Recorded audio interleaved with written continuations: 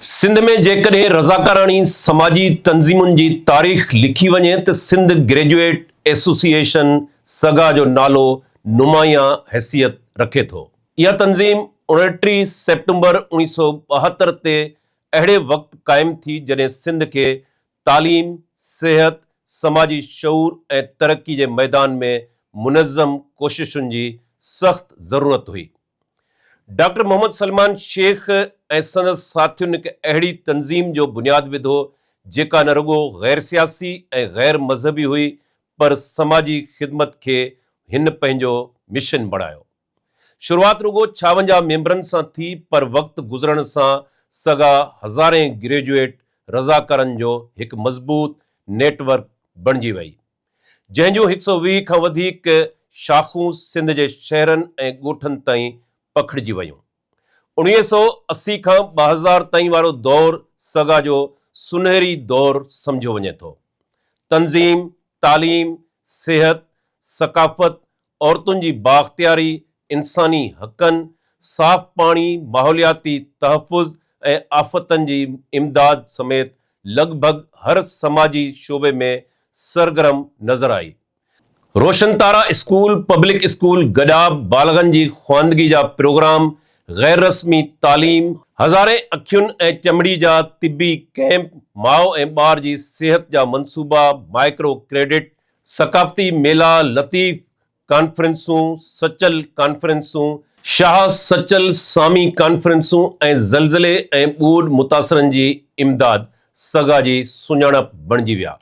तंज़ीम खे world bank, UNICEF, UNDP, Oxfam, ILO, UNESCO ऐं ॿियनि आलमी इदारनि जो एतमाद हासिल थियो, जंहिं जे नतीजे में किरोड़े रुपयनि जा तरक़ियाती मंसूबा सिंध में हलंदा रहिया।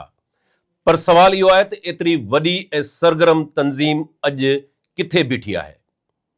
अॼु बि सगा क़ानूनी तौरु मौजूदु आहे, कुझु शहरनि में उन जा तालीमी ऐं समाजी मंसूबा जारी आहिनि, पर मजमूई तौरु उहा वुसअत, उहो असर, उहा फ़िक्री क़यादत ऐं उहे अवामी सरगर्मियूं नज़र नथियूं अचनि जेके हिकु वक़्तु हिन तंज़ीम जी सुञाणप हुयूं। केतिरा ई मंसूबा बंदि थी विया, केतिरनि ई शाख़नि जूं सरगर्मियूं महदूद थी वयूं, जॾहिं त नई नस्ल जी क़यादत बि उन रफ़्तार सां साम्हूं न अची सघी जेका तंज़ीम खे नए दौर जी ज़रूरतुनि मुताबिक़ अॻिते वठी वञे हा। दुनिया जे तरक़ी याफ़्ता मुल्कनि में समाजी तंज़ीमूं शख़्सियतुनि ते न पर मज़बूत इदारती निज़ाम, तहक़ीक़, मनसूबाबंदी, शफ़ाफ़ियत ऐं नौजवान क़यादत जी तयारी ते हलंदियूं आहिनि। सगा जे हवाले सां इहो सवाल उथारियो वञे थो त छा इहा तंज़ीम बि अहिड़े इदारे जी सूरत अख़्तियार करे सघी? छा उन में क़यादत जी मुंतक़िली, जदीद इंतज़ामी ढांचे ऐं डिजिटल दौर जी ज़रूरतुनि मुताबिक़ तब्दीलियूं आंदियूं वयूं? डॉक्टर मोहम्मद सुलेमान शेख जन हिन तंज़ीम जे बुनियादु रखण में अहम किरदारु अदा कयो, हाणे उमिरि जे आख़िरी मरहले में आहिनि।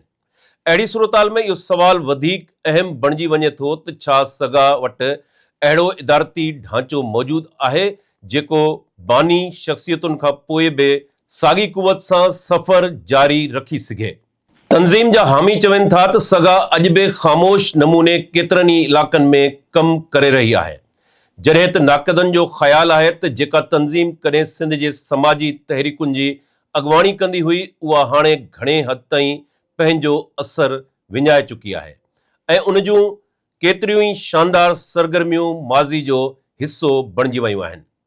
शायदि वक़्त जी सभ खां वॾी घुर्ज इहा आहे त सगा पंहिंजे 5 ॾहाकनि जी तारीख़ मां सबक़ हासिल करे, जदीद इदारती निज़ाम अख़्तियार करे, नौजवान क़यादत खे अॻिते आणे ऐं हिकु भेरो ॿीहर सिंध जी समाजी तरक़ी में इहो ई मुतहरिक किरदारु अदा करे जेको हिन पंहिंजे शुरूआती ऐं उरूज वारे दौर में अदा कयो हो।